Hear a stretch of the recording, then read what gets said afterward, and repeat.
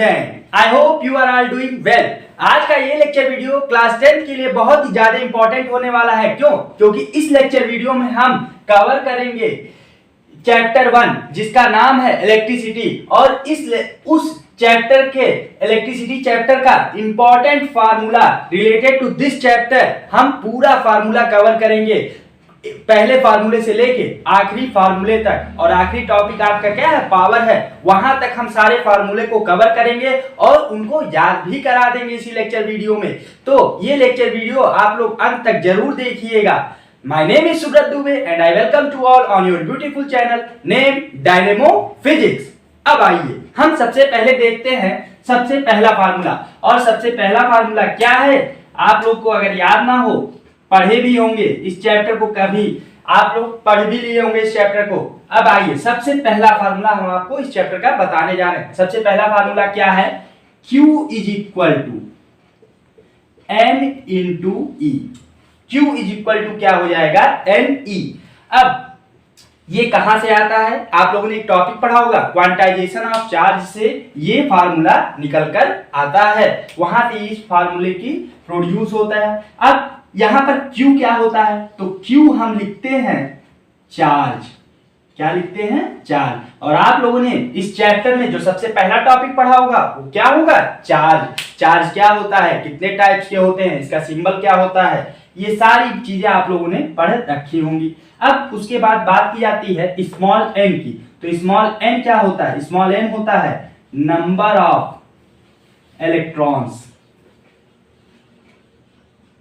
ये क्या हो जाएगा? n नंबर ऑफ इलेक्ट्रॉन्स हो जाएगा। उसके बाद इस बात की जाती है E की। अब ये E क्या है? तो E बहुत ही ज्यादा इंपॉर्टेंट है। क्यों? इट इज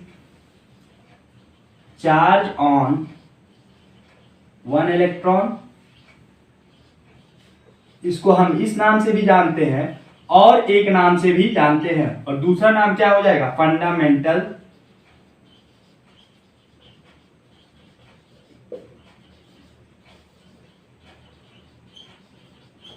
चार्ज पार्टिकल के नाम से भी जानते हैं। तो ये चार्ज का क्या हो जाएगा? फंडामेंटल पार्टिकल, मतलब इससे ज्यादा बेसिक पार्टिकल अभी तक हमने एटम में नहीं ढूंढा है। अब इसकी एक फिक्स वैल्यू भी होती है और उस वैल्यू को आप लोग को याद करना बहुत जरूरी होता है। मतलब कितना चार्ज होता है एक इलेक्ट्रॉन पे? तो एक इलेक्ट्रॉन पे चार्ज होता है 1.6 इंटू 10 की पावर -19 कूलम। इतना चार्ज एक इलेक्ट्रॉन पर प्रेजेंट होता है। मतलब जब एक इलेक्ट्रॉन किसी भी सर्किट में फ्लो कर रहा होगा तो इतने चार्ज को कैरी कर रहा होगा। अब हम बात इसी में कर लेते हैं SI यूनिट की। SI unit of charge. SI unit of charge is क्या हो जाएगा? आप लोगों ने पढ़ा होगा, और कूलम हो जाएगा। और इसको कैसे डिनोट किया जाता है? कैपिटल C से भी हम डिनोट करते हैं। तो ये हो गया पहला फार्मूला जो आप लोगों ने क्वांटाइजेशन ऑफ चार्ज में पढ़ रखा होगा। और अब इसी पे क्वेश्चन भी आइए हम करा देते हैं, और वो क्वेश्चन काफी इंपॉर्टेंट है और एनसीईआरटी में दिया भी गया है। कि मान लीजिए क्या दिया गया है क्वेश्चन में? आपको क्वेश्चन दिया गया Q is equal to 1 coulomb. अगर चार्ज दिया गया 1 कूलम एंड इलेक्ट्रॉन, अब आप लोग को पता है charge on 1 electron. Charge on 1 electron कितना दिया गया है? 1.6 इंटू 10 की पावर -19 कूलम। तो अब हम बात करते हैं कि अब वहां पर नंबर ऑफ इलेक्ट्रॉन कितना हो जाएगा। यह आप लोग के एनसीईआरटी में क्वेश्चन दिया गया होगा। तो आइए नंबर ऑफ इलेक्ट्रॉन की बात करते हैं। तो अभी हमने फार्मूला बताया Q is equal to NE होता है। ठीक है, तो यहां से देखिए एक और फार्मूला निकल के आया। N इज इक्वल टू हम क्या लिख देंगे? इस E को Q के नीचे लेते आएंगे। तो यहां से हमें मिल जाएगा N is equal to Q by E मिल जाएगा। अब Q बाई E किसके बराबर होता है? Q यहां पर गिवन है 1, और ये क्या हो जाएगा? 1.6 इंटू 10 की पावर -19। कोलाम दिया गया है। अब इस -19 को ऊपर हम भेज देंगे। जब पावर के साथ कोई वैल्यू ऊपर जाती है तो वो पॉजिटिव में आ जाती है, +19 और ये 1.6 और इंटू 1 मल्टीप्लाई हुआ और ये 1.6 नीचे है अभी। देखिए फिर से देख लीजिए इसको, क्या हो जाएगा जब ये पावर ऊपर जाएगा तो ये 10 की पावर +19 हो जाएगा और मल्टीप्लाई 1 रहेगा ही रहेगा और ये नीचे 1.6 है। अब जब इसको सॉल्व किया जाता है बुक में तो आंसर हमें क्या मिलता है, 6.25 इंटू 10 की पावर +18 इलेक्ट्रॉन। मतलब नंबर ऑफ इलेक्ट्रॉन कितने प्रेजेंट हो जाएंगे एक कूलाम चार्ज में। इस क्वेश्चन का यही मतलब है कि अगर आपको एक कूलाम चार्ज दिया गया है और एक इलेक्ट्रॉन पे इतना चार्ज है तो कितने सारे इलेक्ट्रॉन इतने चार्ज को होल्ड कर एक कूलाम चार्ज को होल्ड कर सकते हैं। तो 6.25 इंटू 10 की पावर +18 इलेक्ट्रॉन। अब आप लोग सोच रहे होंगे 6.25 कहां से आया, तो आइए हम बता देते हैं आपको। ये भी एक मैथ का ही सवाल है कि 1.6 इंटू 10 की पावर +19 है। अब जैसे ही ये हटेगा यहाँ पर 10 आ जाएगा, ठीक है। अब जब 10 आ गया तो यहां से फिर हम जब काउंट करेंगे तो 6 0 लगा देंगे और यहाँ पर क्या आ जाएगा 16 6 जा 96 आ जाएगा। अब बचेगा क्या 4 बच जाएगा और नीचे 0 आ जाएगा, 16 2 जा 32 और फिर 8 बच जाएगा और 16 5 जा 80 इंटू 10 की पावर +19। अब एक पॉइंट हम उधर जाएंगे, जब एक पॉइंट इधर जाएंगे तो इसमें से एक पॉइंट क्या हो जाएगा, कम हो जाएगा। और यहां से आप लोग को समझ में आ गया होगा 6.25 इंटू 10 की पावर +18 इलेक्ट्रॉन कैसे आया, और आप लोग इसको याद भी कर सकते हैं। तो आइए अब हम चलते हैं अपने दूसरे फार्मूले की तरफ। ये आप लोग नोट कर लीजिए या स्क्रीनशॉट ले लीजिए, फिर हम बढ़ते हैं अपने दूसरे फार्मूले की तरफ। चलिए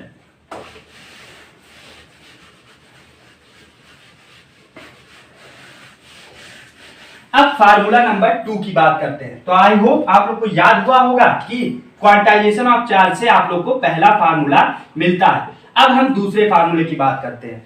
आप लोग अक्सर एनसीईआरटी में देखते होंगे तुरंत करंट आ जाता है, लेकिन ऐसा गलती मत करिएगा। करंट तुरंत नहीं किसी सर्किट में फ्लो होता है, उसके पहले एक पोटेंशियल सेटअप होता है, एक पोटेंशियल डिफरेंस किसी भी सर्किट में सेटअप होता है। उसके बाद ही करंट क्या करता है, उस सर्किट में फ्लो होना स्टार्ट करता है या चार्ज फ्लो करना स्टार्ट करता है। तो आइए अब हम बात करते हैं फार्मूले नंबर 2 की। और फार्मूला नंबर 2 क्या है, आप लोग बहुत सारी बुक में देखेंगे तुरंत करंट आएगा, लेकिन हम यहाँ पर आपको करंट नहीं, हमने क्या बता रहे हैं कि किसी सर्किट में पहले क्या सेटअप होता है, पोटेंशियल डिफरेंस सेटअप होता है। तो यहाँ हम बात करने वाले हैं पोटेंशियल की।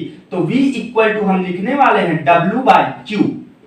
अब आप लोग पोटेंशियल सुन के परेशान हो गए होंगे, तो परेशान मत होइएगा। पोटेंशियल दो टाइप का होता है इस इलेक्ट्रिसिटी चैप्टर में, एक होता है पोटेंशियल डिफरेंस, दूसरा होता है इलेक्ट्रिक पोटेंशियल। तो पोटेंशियल डिफरेंस क्या होगा, when we bring one unit charge from one point to another point the work has to be done. जब हम एक यूनिट चार्ज को किसी एक पॉइंट से दूसरे पॉइंट तक मूव कराते हैं तो कुछ ना कुछ वर्क डन होता है, और वही वर्क डन क्या कहलाता है, पोटेंशियल डिफरेंस कहलाता है। या एक और टर्म होता है इलेक्ट्रिक पोटेंशियल। इलेक्ट्रिक पोटेंशियल थोड़ा सा अलग होता है, आइए उसको मैं जल्दी से समझा देता हूं। मान लीजिए यहाँ पर कोई चार्ज है तो इसका एक इलेक्ट्रिक अपना फील्ड बन जाएगा। अब इस इलेक्ट्रिक फील्ड में जब हम किसी इनफाइनाइट से किसी एक पॉइंट चार्ज को ला रहे होंगे इस चार्ज के पास टू दैट पॉइंट, तो यहां पर भी कुछ वर्क डन हुआ होगा, और यही वर्क डन क्या कहलाता है, इलेक्ट्रिक पोटेंशियल कहलाता है। तो यहां पर आइए अब एक एक टर्म का हम लोग मीनिंग जानते हैं। तो पहले टर्म का मीनिंग क्या हो जाएगा, V equal to potential difference,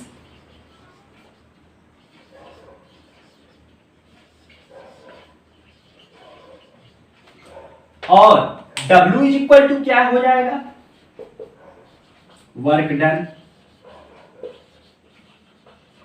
और Q इज इक्वल टू आप लोग अब जान चुके हैं ये क्या होता है, चार्ज होता है। अब देखिए अब फिर बात की जाएगी कि यहां से एक और फार्मूला आप लोग को मिल सकता है। तो देखिए W इज इक्वल टू आप लोग क्या लिख सकते हैं, V मल्टीप्लाई Q, ये आप लोग याद रखिएगा।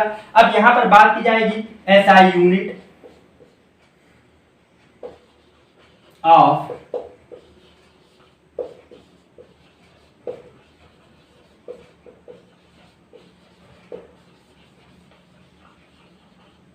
Potential difference is volt. SI unit क्या हो जाएगा पोटेंशियल डिफरेंस का? वोल्ट हो जाएगा। और उसको हम कैसे डिनोट करेंगे? कैपिटल V से यहाँ पर डिनोट कर देंगे। और कोई पूछे Q यहाँ से क्या आ जाएगा, तो Q आप लोग बड़े आसानी से बता सकते हैं, W/V आ जाएगा। तो देखिए फार्मूला तो एक था, लेकिन हम तीन चीजें यहाँ से निकाल सकते हैं। अब यहाँ पर भी Q है और इसके पहले वाले फार्मूले में भी Q था, तो आप लोग कंफ्यूज मत होइएगा। ये Q कब निकालेंगे? जब वर्क डन और पोटेंशियल डिफरेंस गिवन रहेगा। और वो Q कब निकालेंगे? जब वहां पर नंबर ऑफ इलेक्ट्रॉन और charge on one electron given रहेगा। तो ये फार्मूला नोट कर लीजिए। फिर अब हम बात करने वाले हैं करंट, और फार्मूला नंबर वो 3 है इस चैप्टर का। और वहां पर आइए बात करते हैं करंट के बारे में, और उसके बारे में आप समझते हैं। इस पे क्वेश्चन हम अपने अगले नेक्स्ट लेक्चर वीडियो में जरूर कराएंगे। इस लेक्चर वीडियो में केवल हम फार्मूला ही पूरा बता देंगे। तो आइए अब हम बात करने वाले हैं करंट की। अब देखिए करंट क्या होता है। करंट को हम कैसे डिनोट करते हैं? कैपिटल I से, और I इज इक्वल टू क्या लिख देते हैं? Q/T। अब देखिए आप लोग ऐसा मत समझिएगा rate of flow of charge is called a current. ये definition according to NCERT wrong हो जाएगा। क्यों? क्योंकि एनसीईआरटी में क्या डिफिनीशन दिया हुआ है? Rate of flow of charge through any cross sectional area of a conductor. मान लीजिए ये कोई कंडक्टर है। अब इस कंडक्टर से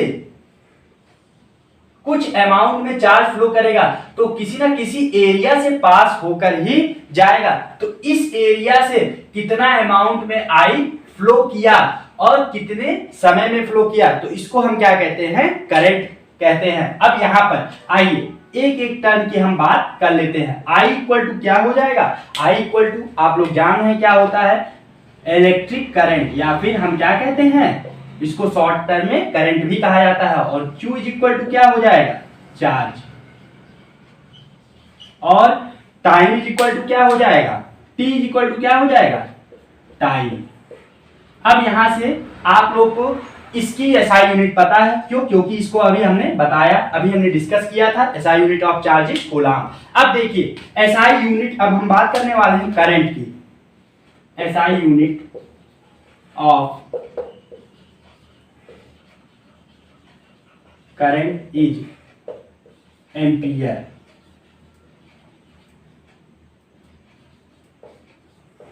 ये ए हो जाएगा। कैसे हम डिनोट करते हैं? कैपिटल ए से। और SI unit of time is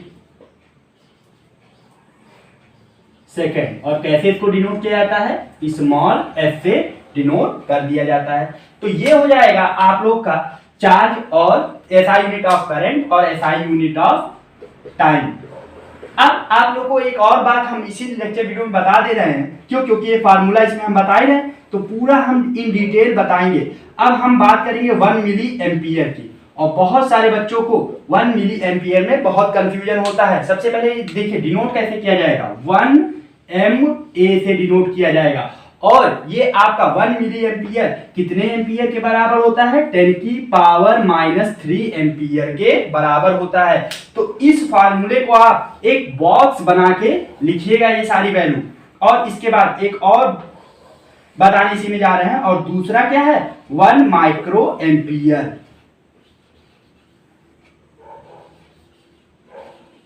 1 micro ampere किसके बराबर हो जाएगा? 1 म्यू। अब इस माइक्रो को क्या पढ़ा जाएगा? म्यू पढ़ा जाएगा। और ये म्यू किसके बराबर होता है? 10⁻⁻6 एम्पियर के क्या हो जाएगा? बराबर हो जाएगा।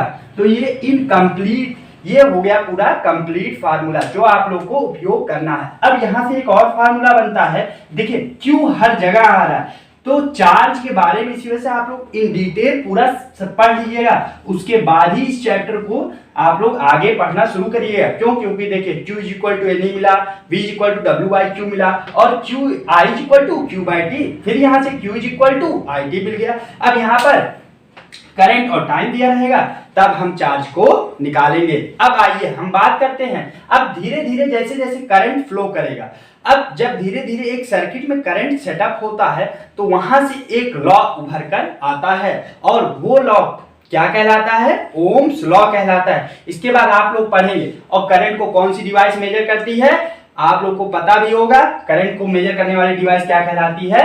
एमीटर कहलाती है। और पोटेंशियल डिफरेंस को कौन सी डिवाइस मेजर करती है? वो क्या कहलाती है? वोल्ट मीटर भी उसको हम कहते हैं। तो अब यहां से जैसे ही करंट किसी सर्किट में फ्लो करता है तो यहां से तीसरा फार्मूला आ जाएगा ओम्स लॉ के ऊपर। तो आप लोग इसको पूरा स्क्रीनशॉट ले लीजिए या फिर नोट कर लीजिए, फिर हम आगे बढ़ते हैं। चलिए अब हम बात करने वाले हैं ओम्स लॉ की। ओम्स लॉ में जो फार्मूला है उसकी बात करेंगे।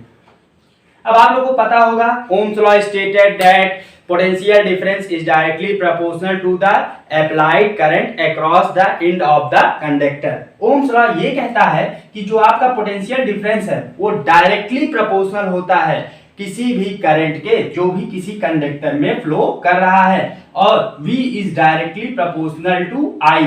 अब इस प्रोपोर्शनलिटी को हटाने के लिए हम क्या कहते हैं?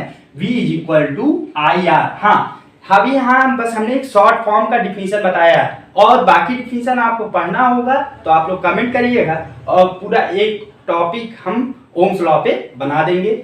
बाकी फिजिकल कंडीशन भी होता है, उसमें टेम्परेचर होता है, प्रेशर होता है, ये सारी चीजें कांस्टेंट रहती हैं, तब जाके ओम्स लॉ फॉलो होता है। तो V इक्वल टू हम क्या कह देंगे? IR कह देंगे। अब आइए एक एक टर्म के बारे में हम यहाँ पढ़ते हैं। सबसे पहले V की बात करते हैं। अभी हमने बताया V क्या होता है? पोटेंशियल डिफरेंस होता है। V इक्वल टू हो जाएगा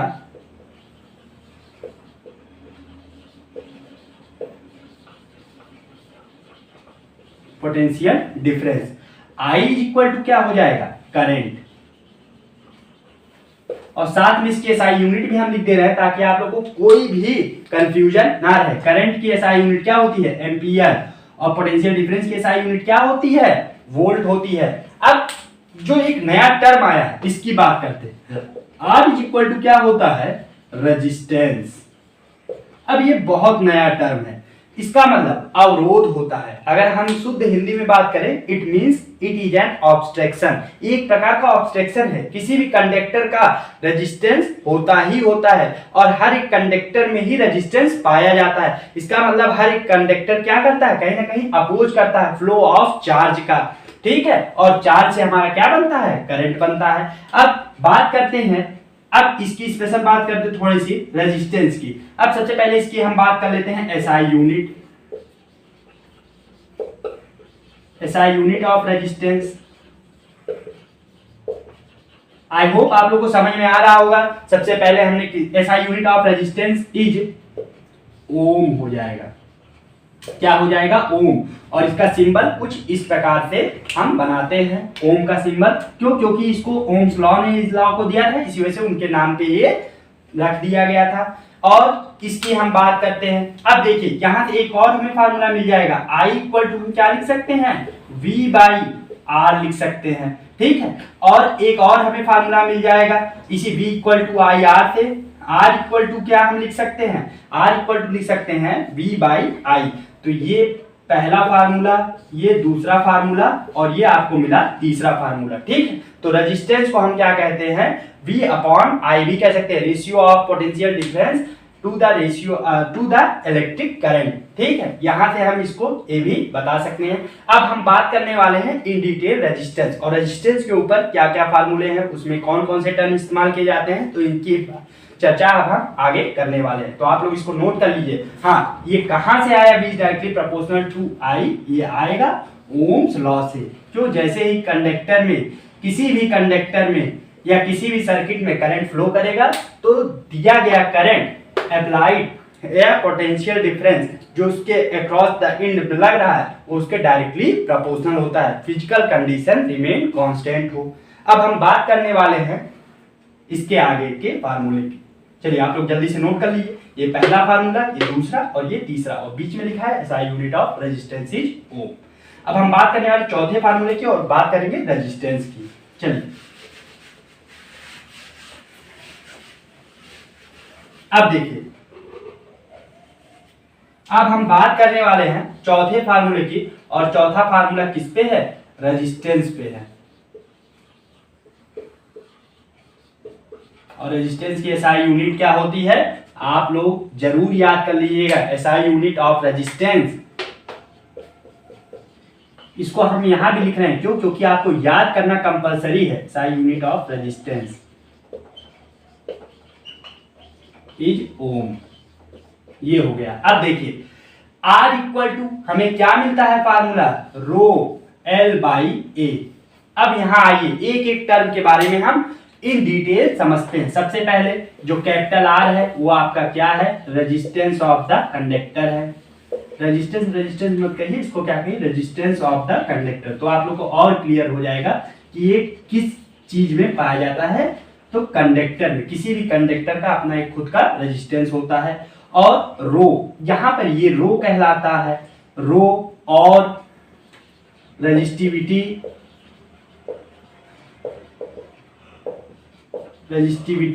और स्पेसिफिक रेजिस्टेंस। अब स्पेसिफिक से, अब ये कई सारे बच्चों को परेशान करता है कि रो क्या होता है। तो किसी भी मटेरियल, कोई भी मटेरियल हो, सिल्वर हो, कॉपर हो, उसकी खुद की एक अपनी रेजिस्टिविटी होती है जो उसे नेचुरल तरीके से प्राप्त हुई है ना, उसमें हम कुछ इम्प्योरिटी से नहीं, उसके पास पहले खुद का अपना एक स्पेसिफिक रेजिस्टेंस या रेजिस्टिविटी होता है। तो इस प्रकार की चीजों को हम क्या कहते हैं, रो कहते हैं। और उसके बाद आप लोग को यल दिख रहा होगा, यल क्या हो जाएगा, लेंथ ऑफ द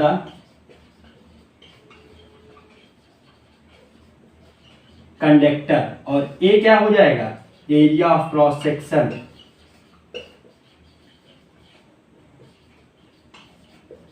ए हो जाएगा area of cross section of the conductor. अब हम बात करने वाले हैं कि यहां से रो इक्वल टू क्या आ जाएगा। तो रो इक्वल टू क्या आ जाएगा, आप लोग को दिख रहा होगा, रो इक्वल टू लिख सकते हैं आर ए बाई एल। अब यहां से हम बात करने वाले हैं एसआई यूनिट की, एसआई यूनिट ऑफ रो। अब रो की एसआई यूनिट क्या हो जाएगी, तो यहां से आइए हम इसको निकालते हैं। तो रो इक्वल टू हम लिख सकते हैं ए ओम, और एरिया का ऐसा यूनिट आई होप आप लोग को पता होगा, मीटर स्क्वायर होता है। नहीं पता है तो आप लोग इसको लिख लीजिए, एरिया का ऐसा यूनिट यहां पर लिख लीजिए, ऐसा यूनिट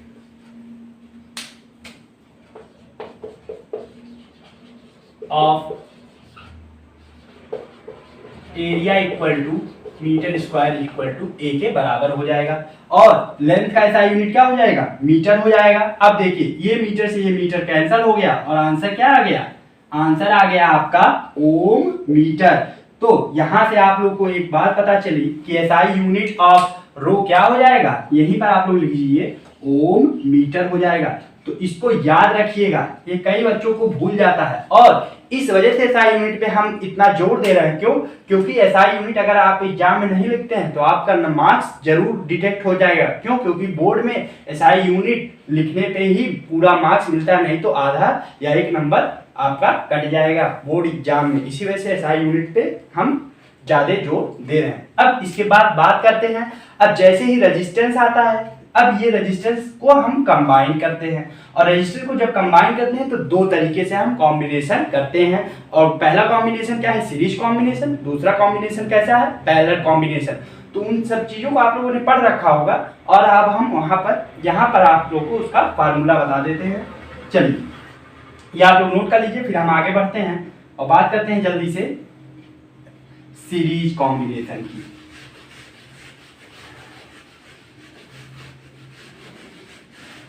सीरीज कॉम्बिनेशन,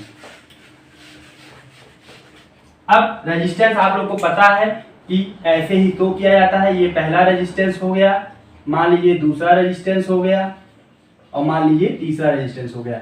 ये रेजिस्टेंस आपस में डायरेक्टली कांटेक्ट में कनेक्टेड हैं, ठीक है। तो ये ऐसे रेजिस्टेंस को हम क्या कहेंगे, सीरीज कनेक्शन कहते हैं। तो इस प्रकार का जो कनेक्शन होता है वो क्या कहलाता है, सीरीज कनेक्शन कहलाता है।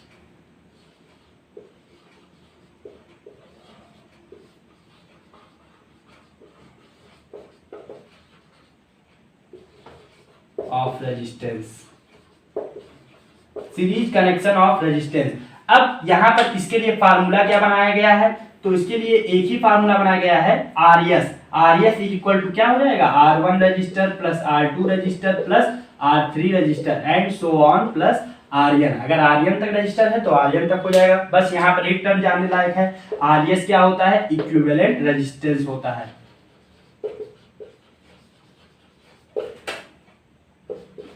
रेजिस्टेंस बाकी आप लोग इसको प्रूव किए होंगे अपने बुक में, एनसीईआरटी में या किसी भी साइड बुक से। अगर आप लोग को इसके ऊपर भी वीडियो चाहिए तो आप लोग कमेंट सेक्शन में जरूर कमेंट करिएगा, तो हम इसके ऊपर अलग से एक वीडियो बना देंगे कैसे ये फार्मूला आता है, equivalent resistance of series combination.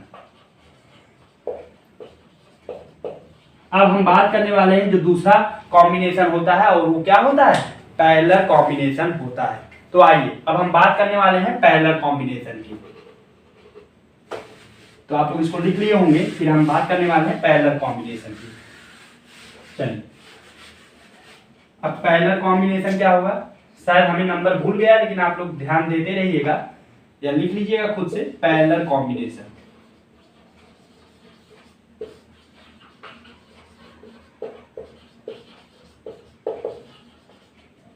अब पैरेलल कॉम्बिनेशन में क्या होता है, जब हम रजिस्टर को कैसे कनेक्ट करते हैं, कई सारे रजिस्टर होते हैं। यहाँ पर एक रजिस्टर का कॉमन एंड पॉइंट होता है। ये मान लीजिए पहला रजिस्टर है, ये मान लीजिए दूसरा रजिस्टर है, और ये मान लीजिए तीसरा रजिस्टर है। तो इन सभी रजिस्टर का एक कॉमन एंड पॉइंट होता है, और इस एंड पॉइंट के कनेक्शन को हम क्या कहते हैं, पैरेलल कॉम्बिनेशन कहते हैं। इसको भी हम क्या नाम देते हैं, R1 R2 R3। अब हम इसको ऐड कैसे करेंगे, ऐड हम करते हैं 1/RP इक्वल टू लिखते हैं 1/R1 plus 1/R2 plus 1/R3 plus 1/Rn से डिनोट करते हैं। बस एक बात जानने वाली है कि 1/RP क्या होता है, बाकी आप लोग R1 R2 इसके ऊपर भी अगर आप लोग कहेंगे तो हम वीडियो बना देंगे कैसे ये फार्मूला डिटेक्ट हुआ है। तो यहाँ से हो जाएगा equivalent resistance of parallel. Parallel को आप लोग ऐसे भी डिनोट कर सकते हैं, पैरेलल कॉम्बिनेशन।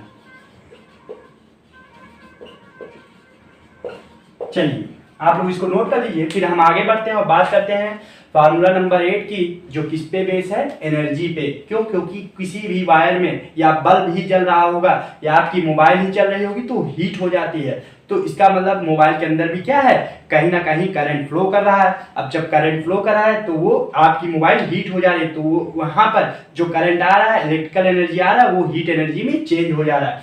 तो आइए अब हम बात करते हैं एनर्जी की। चलिए नोट कर लिए होंगे, फिर हम आगे बढ़ें।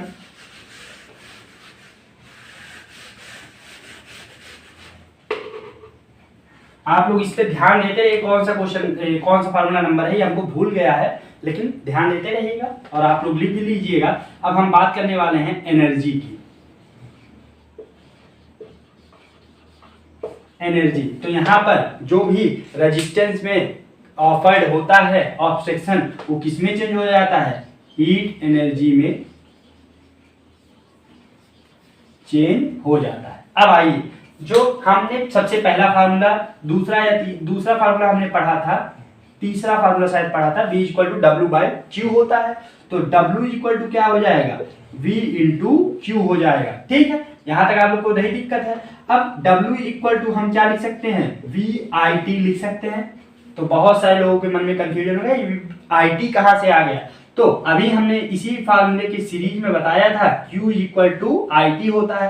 अभी भी बहुत लोगों ने समझा ये Q इक्वल टू IT कहां से आया, तो I is equal to Q/T से Q is equal to IT आ जाएगा। ठीक है, अब यहां से देखिए V को भी हम कुछ लिख सकते हैं। तो आप लोग याद करिए ओम्स लॉ में, ओम्स लॉ में हम क्या लिखते हैं, V इक्वल टू IR लिखते हैं। तो W इज इक्वल टू लिख सकते हैं IR इंटू IT लिख सकते हैं। और यहां से ये हमें कहां से मिलेगा, IR, और ये कहां से मिलेगा आपको, ओम्स लॉ से मिलेगा।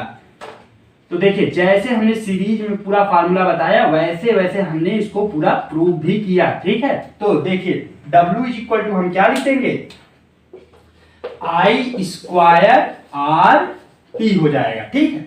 अभी भी बहुत लोगों के मन में कंफ्यूजन होगा, अभी हमने कहीं एनर्जी बताया ही नहीं और पूरा हमने वर्क डन। तो आप लोग को पता होगा कि कोई भी वर्क डन होता है वो किसी ना किसी एनर्जी के फॉर्म में होता है। जैसे ये मार्कर है, इस मार्कर को हम उठा रहे हैं, उठाने के बाद फिर इसी हाथ पे लाके रख दे रहे हैं। जब यहाँ पर लाके रखेंगे तो इसके अंदर जो वर्क डन हुआ वो एक एनर्जी के फॉर्म में स्टोर हो गया और यहाँ पर वो कौन सी एनर्जी है, पोटेंशियल एनर्जी है। ऐसे ही जब कहीं ना कहीं हीट, जब कहीं ना कहीं चीजें गर्म होने लगती है तो उसमें कौन सी एनर्जी आ जाती है, हीट एनर्जी आ जाती है। और हीट एनर्जी को हम कैसे डिनोट करते हैं, H से। तो H इज इक्वल टू हम क्या लिखेंगे, I स्क्वायर RT।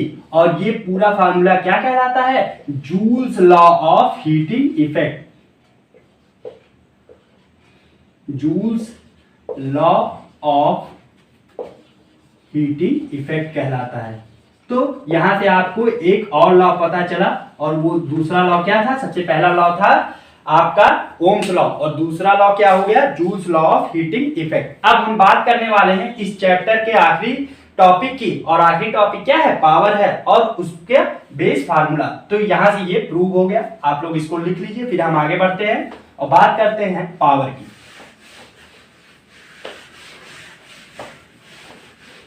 तो देखिए कितने आसानी से हमने सारे टॉपिक आपके बहुत ही आसानी से इन द और in series I will complete all the formula. अब बात करते हैं पावर की। पावर को डिनोट कैसे किया जाएगा, आप लोग को पता है, कैपिटल P से डिनोट किया जाएगा, ठीक है।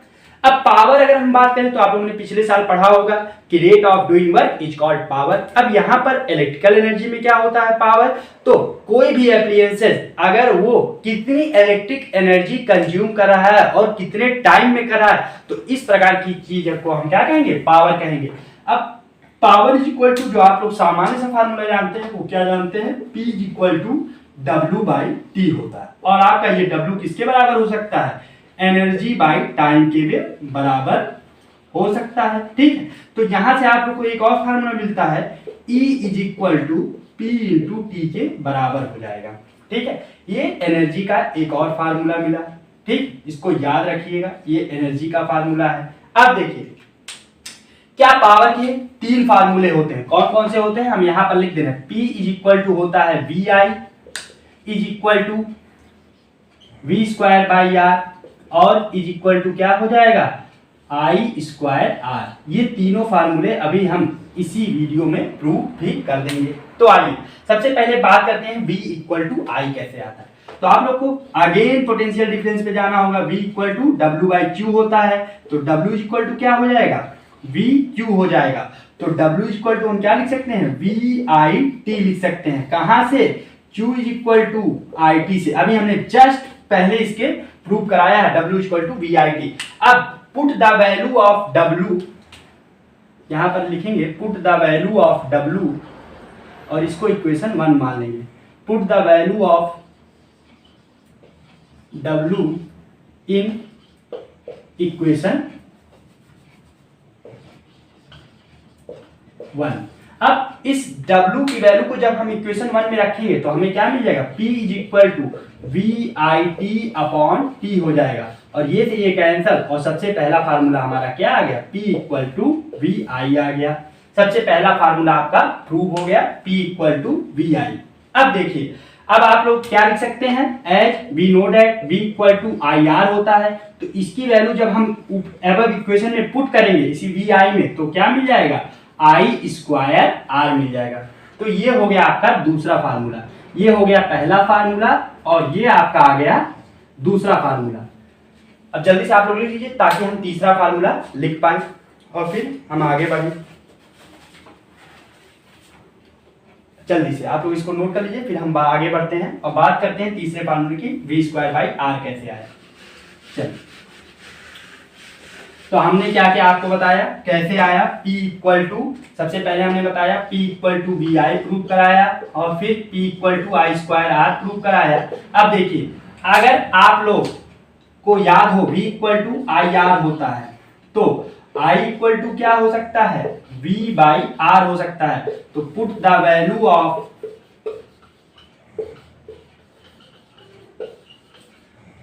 I in P equal to, इस I की वैल्यू को हम पुट करेंगे I स्क्वायर R में, तो हमें क्या मिल जाएगा, वी गेट, तो हमें मिल जाएगा P equal to V by R का होल स्क्वायर इंटू R, तो V square by R square और इंटू R, तो एक R से R कैंसल, और हमें तीसरा फार्मूला क्या मिल गया, P equal to V square by R। ये हो गया। और हमने अपने पिछले उसमें नहीं बताया कि एनर्जी का एसआई यूनिट, तो एनर्जी का एसआई यूनिट क्या होता है, जूल होता है, तो वहीं से joules law of heating effect भी कहलाता है। एसआई यूनिट ऑफ पावर क्या हो जाएगा, तो ये फार्मूला आपको लर्न करना होगा। ऐसे फार्मूला कहीं भी लिख के आप लोग लिख लीजिएगा, लर्न इट, क्योंकि इससे एग्जाम में हर बार क्वेश्चन पूछा जाता है। SI unit of power, SI unit of power is what होता है। क्या होता है, वाट होता है। और ये डिनोट कैसे किया जाता है, कैपिटल W से इसको डिनोट कर, ये वर्क नहीं, क्या है, वाट है। अगर कहीं कैपिटल W है तो पावर क्या हो जाएगी, SI unit of power is what हो जाएगा। तो आई hope you will like this video. और इस वीडियो से में अगर आप लोग को कोई भी फार्मूला समझ में नहीं आ रहा है तो आप लोग कमेंट सेक्शन में जरूर कमेंट करिएगा, ताकि मैं उसका उत्तर सही से दे सकूं।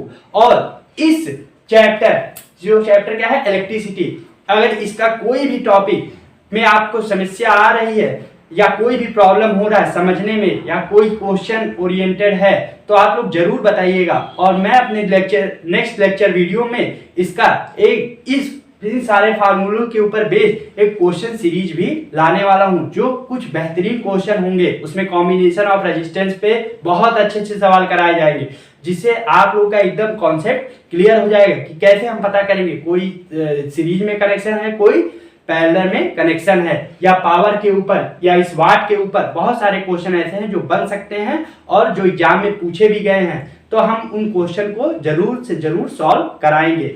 धन्यवाद। तो मिलते हैं अगले लेक्चर में।